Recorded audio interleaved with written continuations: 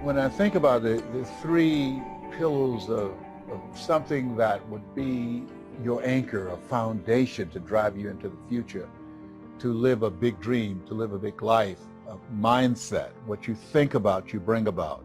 You know, as a man thinketh, so is he. Dr. Carter G. Woodson said that if you can determine what a man shall think, you never have to concern yourself with what he will do. He said, if you can make a man feel inferior, you never have to compel him to seek an inferior status, for he will seek it himself. And if you can make a man feel justly an outcast, you never have to order him to go to the back door. He'll go without being told. If there's no door, his very nature will demand one. And I think that in many cases, governments and religious institutions have really unwittingly crushed the dreams and aspirations and the visions that people had of themselves. Not all, but a lot of them. And I think it's incumbent upon the individual to take responsibility, to develop yourself, to expand your mind and your vision, to seek out experiences. You know, Helen Keller said life should be a daring adventure, it's boring. And start to dream. What do you want? What do you really want for your life? I remember going to Auschwitz and walking down the halls in the Nazi German concentration camps and seeing the pictures of men and women who had dreams. And these people were exterminated. And one of the things that I heard in my mind when I reflected on a book written by Viktor Frankl, who was there, he said, if you know the why for living, you can endure almost any how. And he talked about the people who were able to survive the inexpressible cruelties of Nazism, those who either believed in God or had someone that they loved that they were determined to see, or some cause bigger than themselves. And in my case, my goal was to buy my mother a home. That was my big dream. And that caused me to read things and to listen to things, to fuel my imagination. And then to develop my skills to becoming a voice of influence. And the other thing that's important is creating a community of collaborative, achievement-driven, supportive relationships. And it started with a man, Mr. Washington, who said, a high school teacher, someone's opinion of you does not have to become your reality. It could start with one person, and then it goes from there. I started associating with people who were doing what I wanted to do. I joined a multi-level marketing group called Best Line Products. When I heard the voice of a guy that when he spoke, it seemed like he was talking to me. I was in a hotel at a convention and Bill Bailey spoke and he was selling this dream. I didn't even know the products, but I wanted to be a part of it. And what I found, and one of the great things about multi-level marketing, is that it puts you in a community of other like-minded people. I think that's the value and the power of associations of different kinds. Associating with people who share your values, associating with people, like-minded people who have dreams, who have goals that they're working on, and being in that community. Studies indicate that one goose can fly 40% further in formation with other geese than can ever fly by itself. In fact, I'm thinking about a scientific study where they exposed some rats to electronic shock, and after they increased it, it killed them instantly. But then they put these rats in groupings with other sharks, with other rats. And then what happened was that they continued to increase the shocks of these rats, and they increased it over 10 times more. And it took far more to kill them than what it took with just one. And so there's something about being in a community of people who share your dream, who hold you accountable, who challenge you, who call you out, who can see what you can't see that you have within you, and inspire you to step up. Ebony Magazine, the late John H. Johnson, who started that with a $500 loan from his mother, and he said something in his book called Making It Against All Odds. There's no defense against an excellence that meets a pressing public need.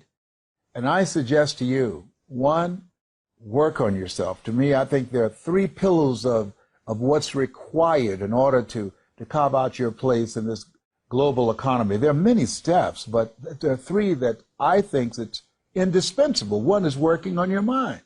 Be ye not conformed to this world. Be transformed by the renewing of your mind.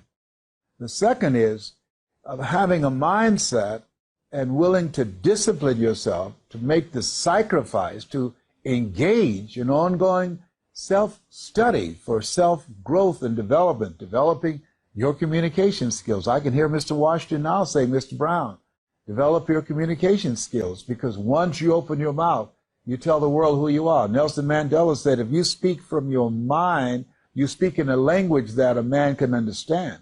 But when you speak from your heart, you speak in his language. And so my goal in teaching people how to create mass appeal, how to change lives, that you have to change yourself. It starts with you. And then you begin to see from your experience how you can begin to impact and influence others and be a voice of change. And that ability really will allow you to carve out a place for yourself in the marketplace. And the methods and the techniques, the simplicity of how you language what you say. Einstein said that genius is the capacity to take the complicated and make it simple. And so when you are creating change and mass appeal, keeping it simple, but being the message that you bring, and loving it, and standing in your power, and realize that you're here for a reason. I believe to make a difference. I believe to do a great work. I believe to live a life, as Jim Rohn said, when you live your life, he said, your life can be either an example or it's a warning of what not to do, or an example of what to do and what's possible. 85% of them reach their goals because of their attitude, 15% because of their aptitude. Now, to me, that was big, because I was in special education. I was labeled educable mentally retarded. So I said, whoa, that means I don't have to be the smartest guy in the room.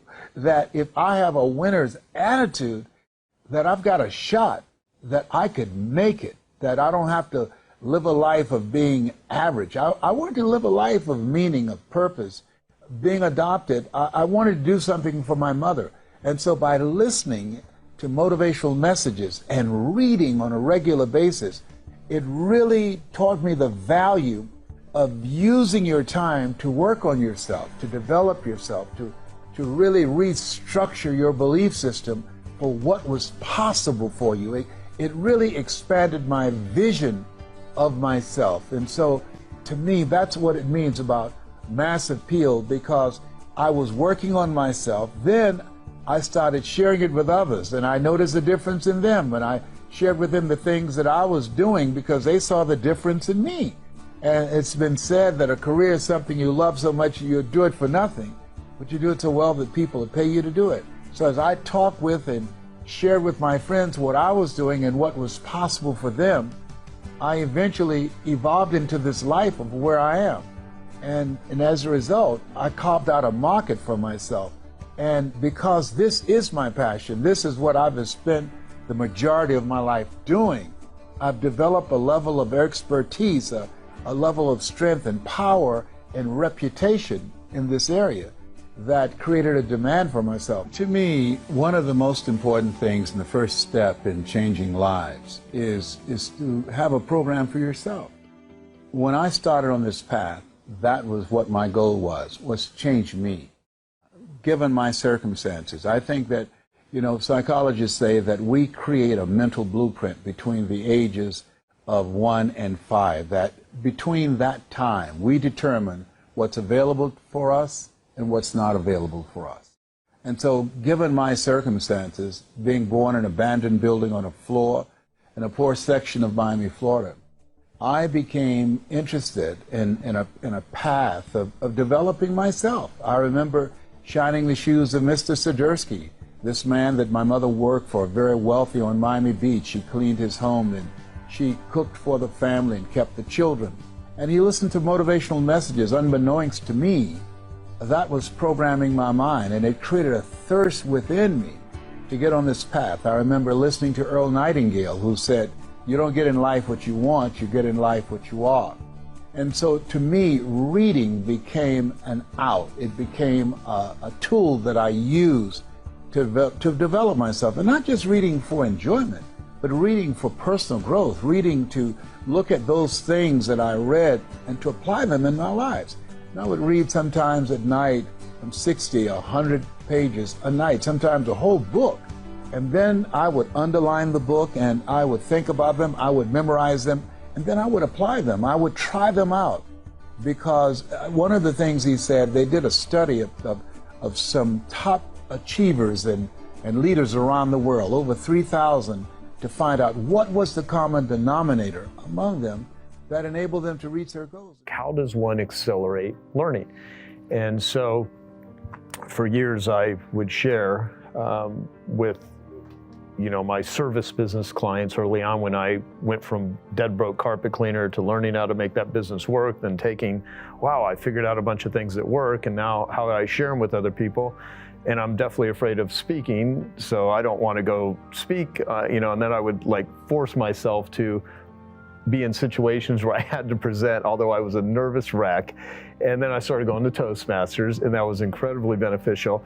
And then it dawned on me wow, I'm learning this stuff so much quicker because I'm now putting myself in a position to have to teach other people. So I would then, later share 3 ways to learn something. You learn through the school of hard knocks. You just don't ask for directions. Before GPS, there was that whole stereotype of men never ask for directions sort of thing. You just bumble your way through life. You figure it out. You'll learn stuff, but you're going to fail a lot. It's going to be painful. So that's one way to learn. Second way to learn is you learn through the experiences of other people. You read their books, go to their seminars, buy their courses, learn, get educated. Not education in school, but education out of school, right? The real life education. And that's a more effective way to learn. That's why I read a lot of books. That's why I've gone to a lot of seminars. That's why I've hired a lot of people. So then the third way to learn, which is the most, accelerated, fastest way, is you start teaching other people, because then you have to integrate it at a whole nother level. So I would challenge that. Well, yeah, I want to hear your perspective on this. Yeah, when I graduated from high school, I had a friend of mine, Larry Littles. He went to Bethune-Cookman College. We graduated together. They traded him to he went to San Diego Chargers. He was an offensive guard. He was so ineffective there. They traded him for $2 or $3. He had a really coach, ineffective. very ineffective. Yeah. But he went to the Miami Dolphins. Don Shula, a coach. Larry became all-star offensive guard 12 years in a row, inducted into the Hall of Fame, Football Hall of Fame. Very seldom that offensive guards are inducted into the Hall of Fame. What was the difference? The coach. Yeah, what the coach was able to find and bring out of him. When I met Mr. Leroy Washington, when I was in his class, when I was put back, when I fell in the 8th grade, and I was looking for a friend, and you know the story, MacArthur Stevens, and Mr. Washington, who was a speech and drama teacher, and I admired his oratorical skills and how he trained students, my classmates. And he said, young man, he's going to do a play called 12 Angry Men. And so he said, I want you to go out up to the front, and I want you to work this problem out for me. We're looking for something. And I said, sir, I can't do that. I'm just here looking for MacArthur Stevens. He said, I want you to do what I ask you to do anyhow. I said, sir, I'm not one of your students. I'm just looking for my friend. And the other students started laughing, saying, he's Leslie. He's got a twin brother, Wesley. Wesley's smart. He's DT. And they started laughing. And he asked, what's DT? And they said, he's educable mentally retarded. He's in special education. And he looked at me, and I said, I am, sir. And he came from behind his desk. He looked at me. He said, don't you ever say that again. Someone's opinion of you does not have to become your reality.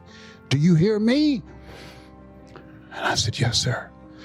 He disrupted the story that I believed about myself. And as a result of him, he told me 3 things that served me today that I mentioned earlier. He said, you want to make it in life, don't you? I said, yes, sir.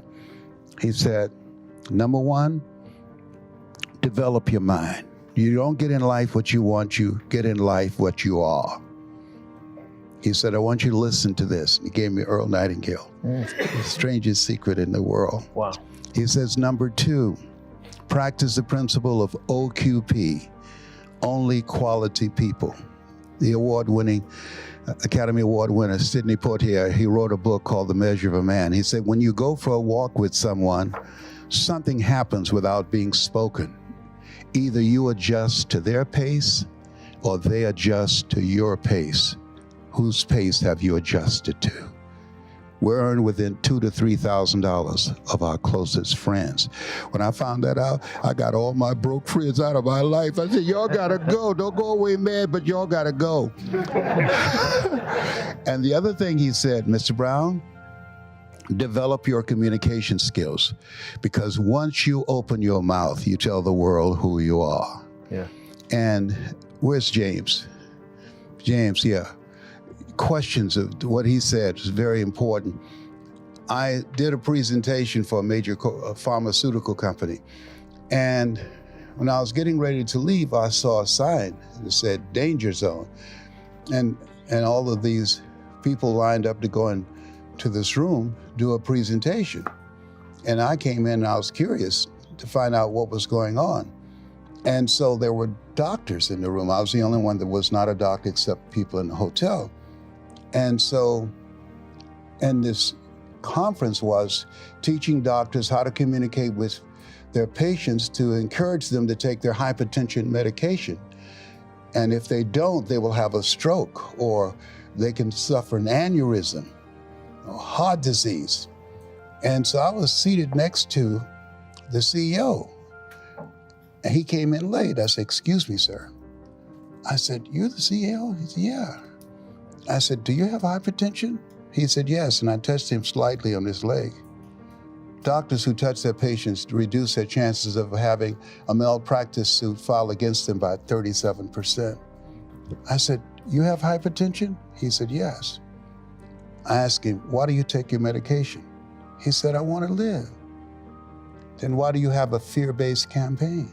Why not have it the success zone, appeal to people's desire to want to live? He said, you got a point. He said, can you train doctors? I said, yes. They had all these doctors there. I'm the only one not a doctor, right? The only raisin in a glass of buttermilk. I'm turning red, but y'all can't see it anyhow. He said, you got a contract. You'd never believe what that contract was for. Training 3,500 doctors, you'll never guess. Anybody? Wild guess. 1 month. How much money I got paid? No, it was small. I just trained them, went to different cities and trained them. But that's good. I like it. James, you are a prophet. All right, thank you, though. $640,000. A lot. Because I asked the right question.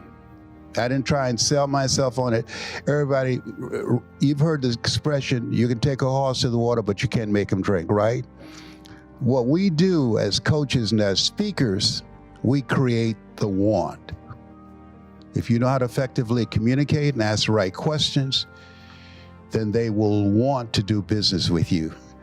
Because our goal and objective, when you look at Joe Polish and his whole staff, they're not here to sell you, they're here to serve you. And that's why you show up. The greatest among you will be your servant. So when you ask the right questions, something Zig Ziglar talked about, and you in your book addresses this. He said, if you give enough people what they want, they'll give you what you want. Maya Angelou said, people don't care how much you know until they know how much you care. And so when you care enough to ask people questions, so as I train speakers, I said, never let what you want to say get in the way of what your customer wants to hear. And all that get understanding, find out who are they? What's going on with them? What challenges are they facing? What's keeping them up at night? What have they done before that did not work, as you talked in those strategic questions? And so I sent out a needs assessment. And when I spoke for Merrill Lynch and talked about these two guys who got together in 1905. One was a businessman, the other one was a visionary. As a result of my doing research, people seated in the audience thought that was just one name. And I got another 22 engagements out of that. And so you're asking key questions, but becoming knowledgeable and finding out things about your client and incorporating those things in your presentation. I spoke for a guy named Brian Buffini. Anybody ever heard of him? He sell real estate. So when I go in to speak, I said a needs assessment, Brian filled out. So I wanted to find out where he was and what he wanted, because he's a man that signs the check, okay? Then I talked to his top performers and I extracted stories out of them. And so when I got up and was giving my speech, every point that I was going to make in my speech, I've created a framework how to train people to do this. I would use their story as an example. So I said, I was talking to James, and he's been with the company for years, and he said that this place he loves because it helps him to begin to learn more about the customers, that life is a question and how we live our lives is the answer. And so James said he loves being here because it's a family consciousness. And when I talked to Veronica talked about the day that she was thinking about how she was going through a tough time when a family member died, but everybody got together and it gave her the strength to weather that Red Sea, to weather that storm. And when I got to the end of my speech, when I was getting a standing ovation, I said, I'm so glad to be able to see you. And I started walking off, and I said, oh, by the way, I'm not too busy for referrals. That's his theme. We're never too busy for referrals. I got 56 speaking engagements. Wow. Wow. And, yeah. But that's not, guess what, James? He said, wait a minute, Mr. Brown. He said, this is November. He said, whatever number of engagements that you have for the rest of the year, I want them. I'll write the check for them. And at that time, I was charging $35,000 an hour. But he paid for every speaking engagement for the rest of the year because I did research on him. I interviewed the top performers. What is it about you that's different than the rest of the people here? I found out his mission statement. I found out how he met his wife. I said, Brian, one of the things I know about you, when you met your wife, Martha, you became very spiritual and said, the Lord is my shepherd. I see what I want.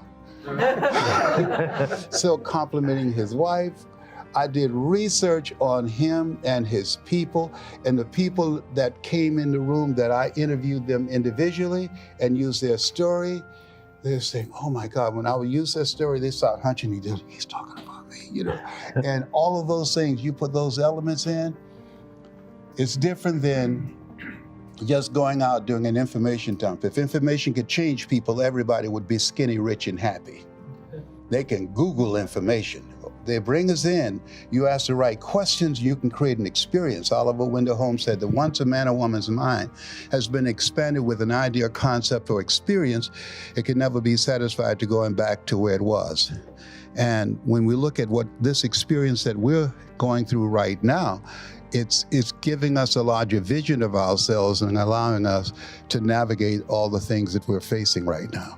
And today it's going to be focused on mindset.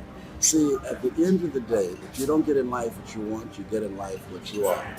Dr. Carter G. Woodson said, if you can determine what a man shall think, you never have to concern yourself with what he will do. He said, if you can make a man feel inferior, never have to compel him to seek an inferior status, for he will seek it himself. And if you can make a man feel justly an outcast, never have to order him to go to the back door. He'll go without being told. And if there's no door, his very nature will demand one.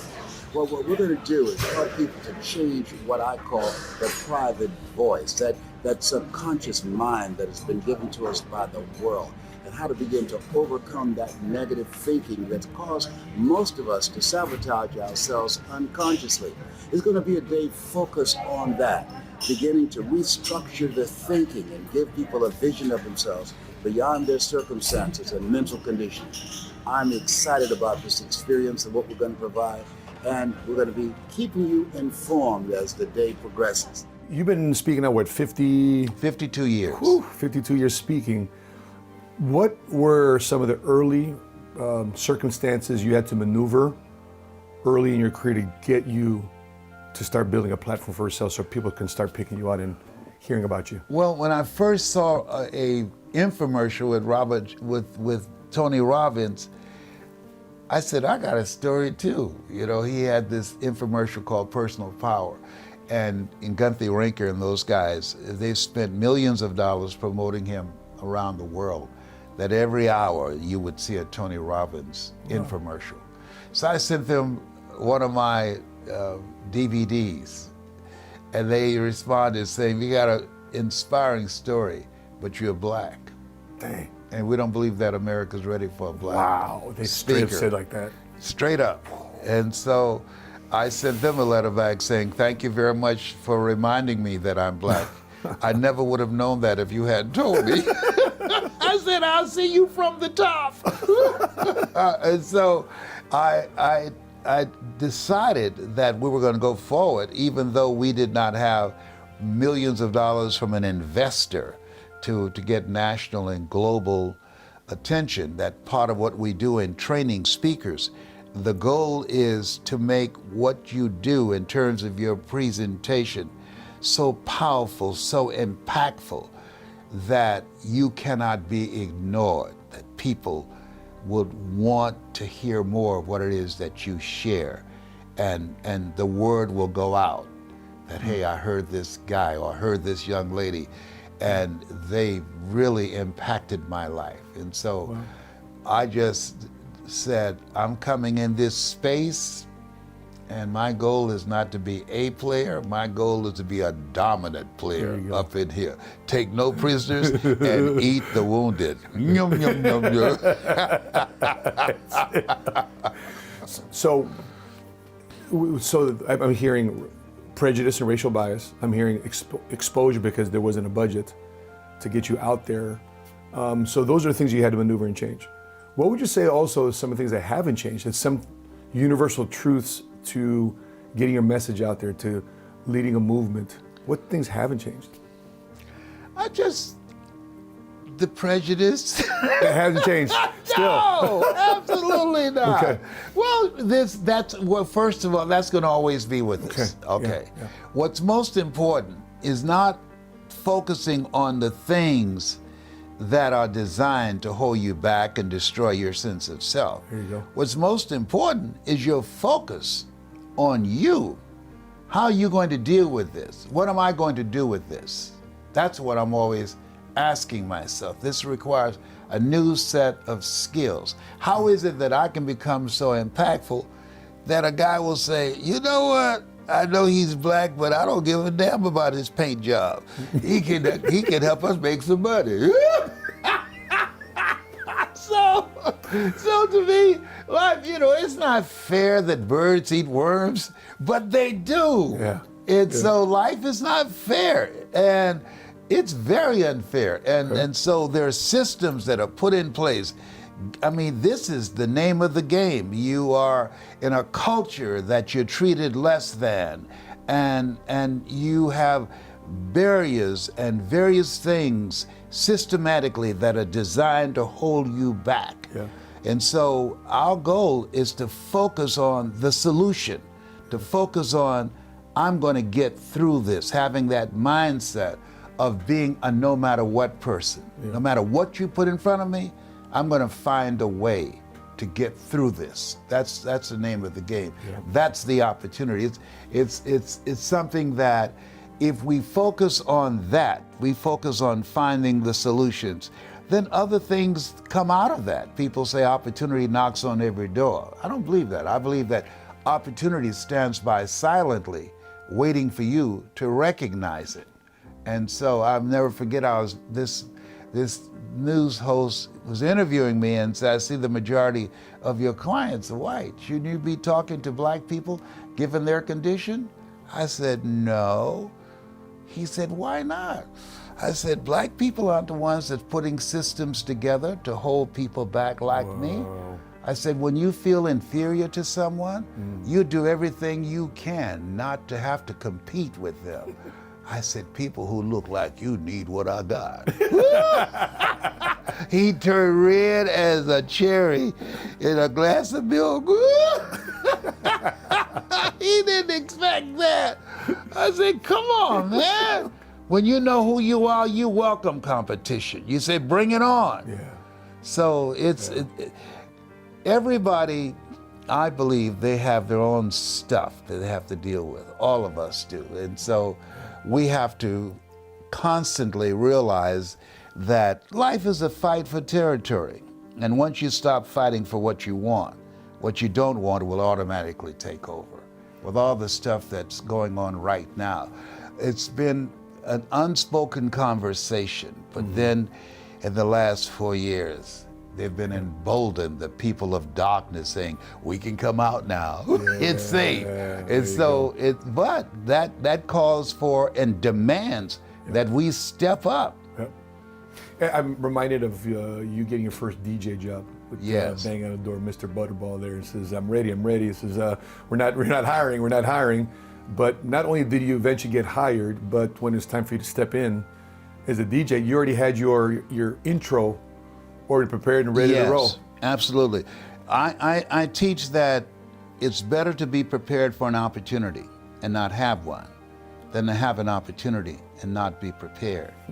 But not only was I ready to do that show, when I started working, I became the host of the radio show. I became the music director, the production person, making the commercials, selling commercials. I believe that wherever you go, you want to develop at least a minimum of 4 to 5 competencies. You want to make yourself invaluable to that corporation, that business that you're working in.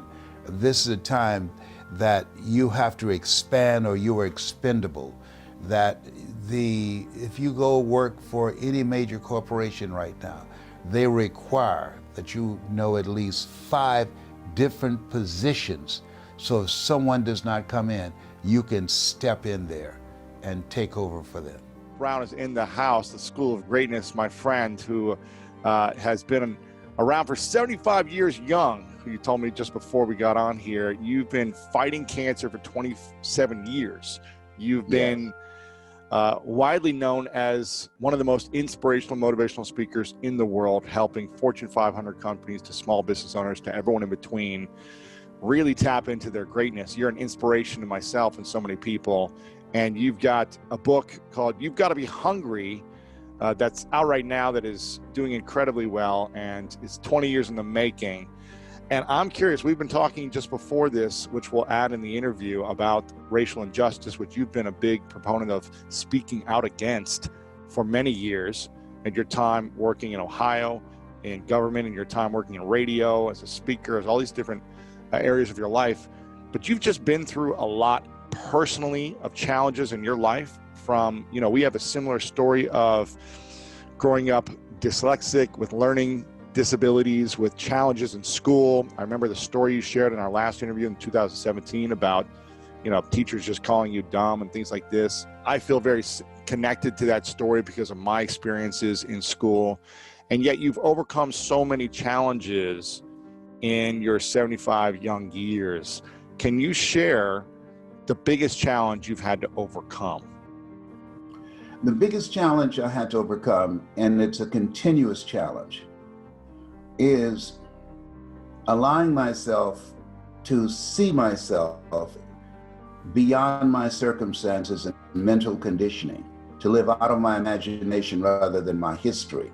When you are raised in a culture that constantly demean you, marginalize you, and stifle your potential to move forward. I remember reading a quote by a guy named Richard Wright, who said, "The impulse to dream has been slowly beaten out of me through the experiences of life."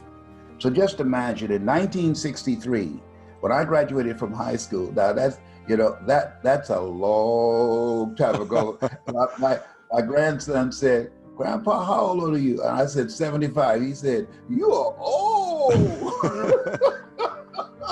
In 1963, here's what the statistics were in 1963, that if you're an African American, you're the last hire and the first fire. If you're an African American, that a white college trained black person has less of a chance of getting a job than a white high school dropout. That's in 1963. Wow. According to the Federal Reserve, that still exists. So just imagine when an African American graduates from college and in debt, that a white high school dropout today will earn more money, 3 times more money than that black college graduate. 3 times more, all right? Why? Because of his paint job. I'll never forget, Louis, I saw an interview with Larry King, and this white supremacist was being interviewed, and he said, tell me, why do you hate black people? He said, because they're black. So, and he said, and? He said, and I'm white. So Larry said, what did you have to do with that? And this white supremacist said, what? He said, what did you have to do with your being born white?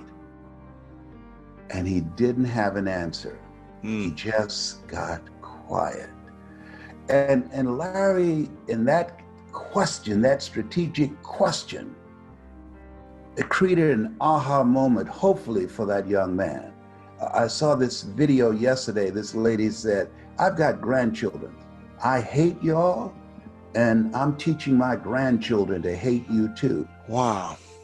Yes, and I'll never forget when I was on a bus coming back from Miami Beach with my mother, and they had signs on Miami Beach that said, Jews, dogs, and coloreds not allowed.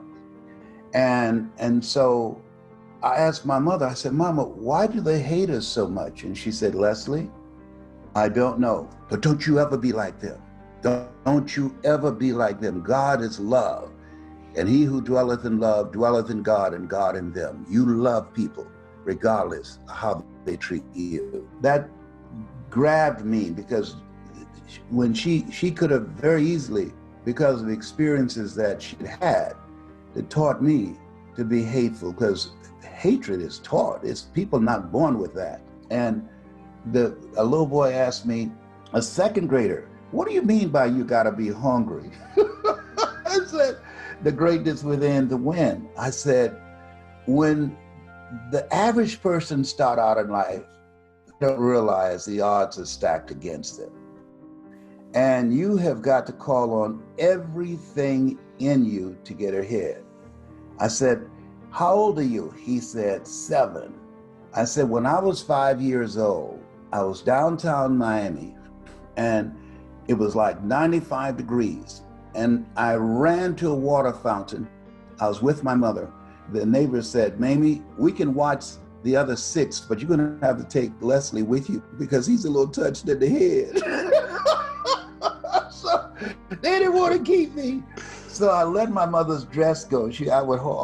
We went downtown with her. We would hold her dress because she would walk real fast. And I ran up to this water fountain, Louis, and I started drinking water from it. And my mother said, don't you ever do that again. Grabbed me by the neck. And I talk about this in the book. And she started punching me and in the face and the head. And I was shocked. I said, Mama, she had this crazed look in her eyes.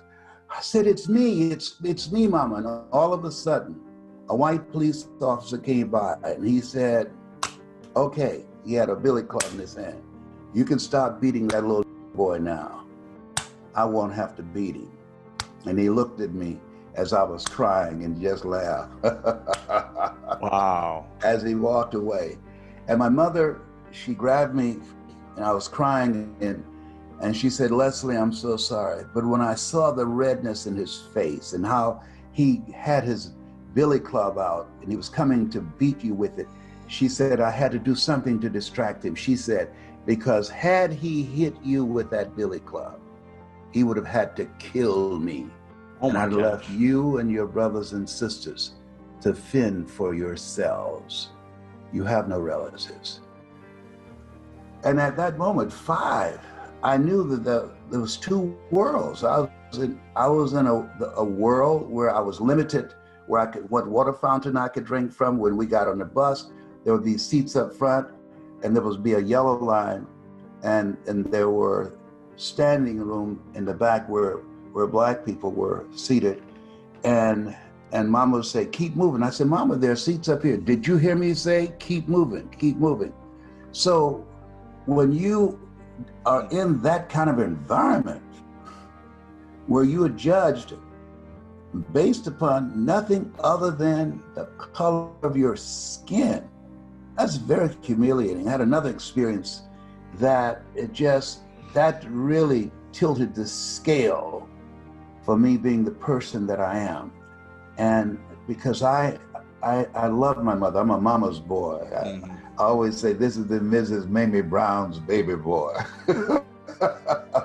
and so I was determined that I was going to create a world that my mother could live in and not be humiliated and to not be held back, and a better life than she had lived in Stuart, Florida, and what I experienced coming up in Miami, being African American. There were so many things. It was just a part of the culture, things that exist now. But to believe and understand that it's going on now, it's surprising. But what is heartwarming is the broad scale support. Something Benjamin Franklin said. He said, change will never come about until those who are unaffected are as outraged as those who are. Wow. Okay? And so you have white people who are unaffected by this, but they're outraged. They're saying, hey, this is not right. And they're putting themselves in harm's way. I saw one white lady, they shot her with rubber bullets and she lost an eye. She's permanently blind in one eye. And so there have been places where the white turnout and other groups are very strong, people out of a sense of humanity saying this is not America. And it's been sustained because the people can see it. And to see George Floyd have his life taken away. The guy who did that, one of the guys who was in right there near him, where he could have said to the cop that was on George Floyd, "Come on, man, come on." He said he can't breathe. "Come on, it's 4 of us. He's handcuffed. He can't get away from us. Come on, get your knee off his neck." He didn't do this. So this lady saw one of the guys in the grocery store who was charged with complicity. And she said, "Do you have any regrets?" He said, "No." Wow.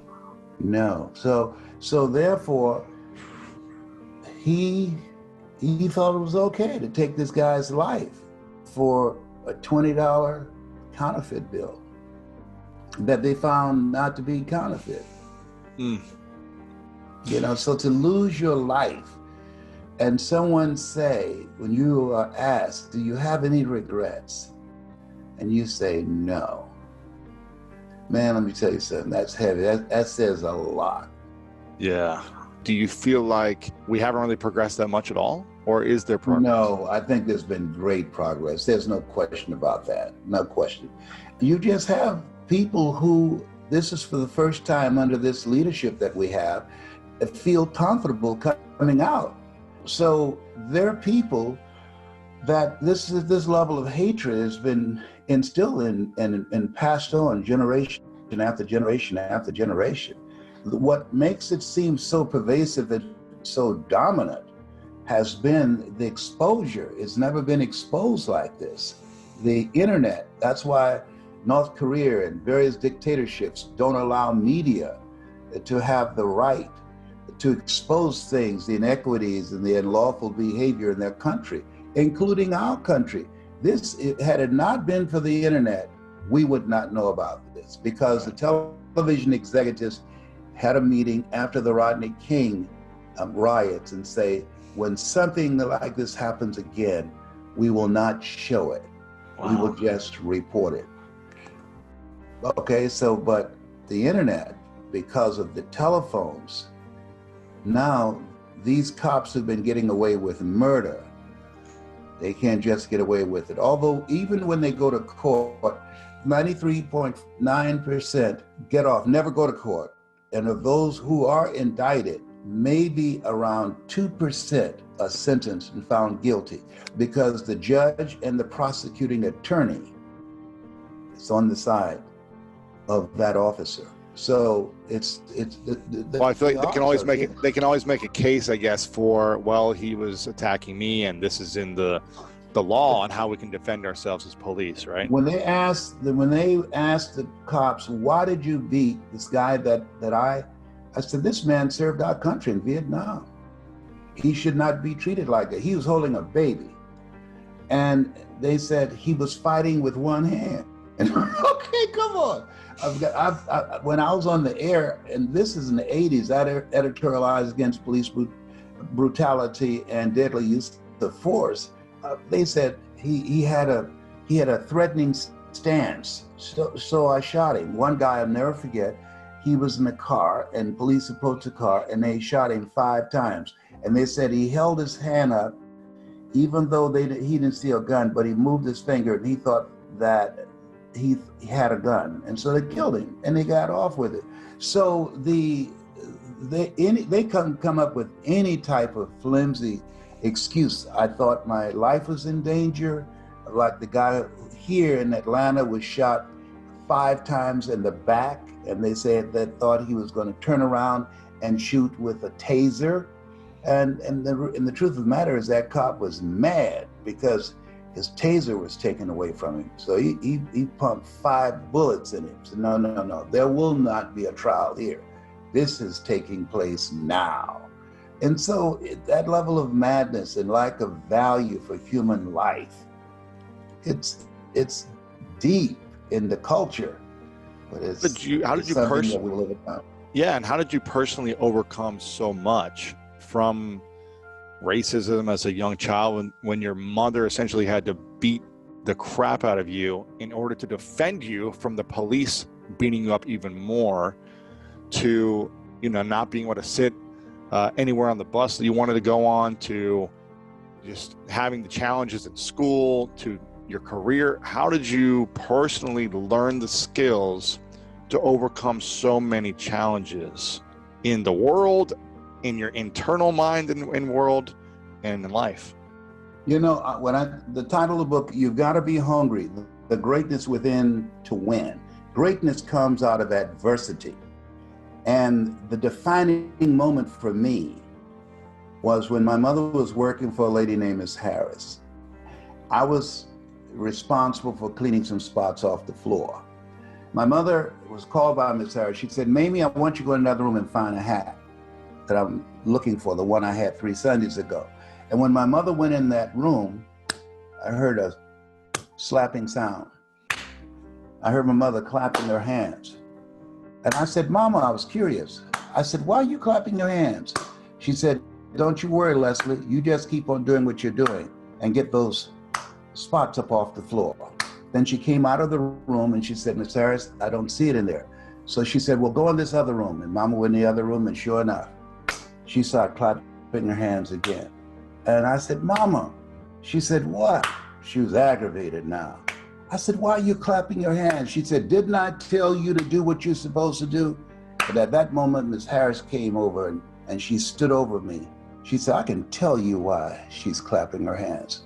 And I stood up and I looked in the eyes. Now, during this time, as a Black person, you were not allowed to look white people in the eyes. You should always look down, okay? Or you could be arrested or beaten. So I looked her in the eyes, and she said, the reason that I have your mother clapping her hands, when I have colored people working for me and I can't see them when they go in another room, I make them clap their hands to make sure they're not stealing. Oh my goodness. I said, ma'am, I said, Miss Harris, let me tell you something. My mother does not steal.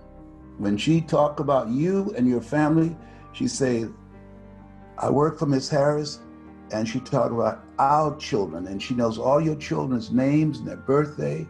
My mother is an honest person. She'll never steal from you or anybody.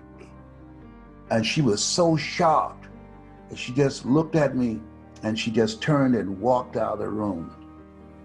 And when I got back down on that floor, Lewis, and started scrubbing that floor, I said, nobody will never make my mother clap her hands again because they think that will be stealing. I remember going back on the bus and I was quiet, and she said, Leslie, why are you so quiet? I said, because I'm not a man. I want to be a man. She said, you'll be a man soon enough. You're 10 years old. How long before I become a man? 8 years. I want to become a man now. She said, why? I said, if I was a man now, Mama, I can buy groceries for us. Listen, Mama, and we won't have to wait till the people you work for eat and then give us leftovers. If I was a man now, I would not have to wait until somebody's worn clothes for a year and we wear their hand-me-down clothes. And if I was a man now, nobody will ever make you clap your hands because they think that you're stealing. She said, Miss Harris told you that, didn't she? I said, yes, ma'am. That's why I want to be a man now. And she just got quiet. She said, Leslie, don't worry about it. Just be a good boy. Be a good boy. And I said, I will, Mama, but I'm going to take care of you. You'll never have to work again when I turn 18. When I turned 18, I took care of my mother until she passed at 89. She never paid another bill. I worked. Yeah, that tilted the scales. That experience, that moment. Yes, that to make her, she was such a wonderful person, only had a third grade education. And I always say I'm on programs, I said, because of two women. One gave me life, the other one gave me love. God took me out of my biological mother's womb and placed me in the heart of my adopted mother.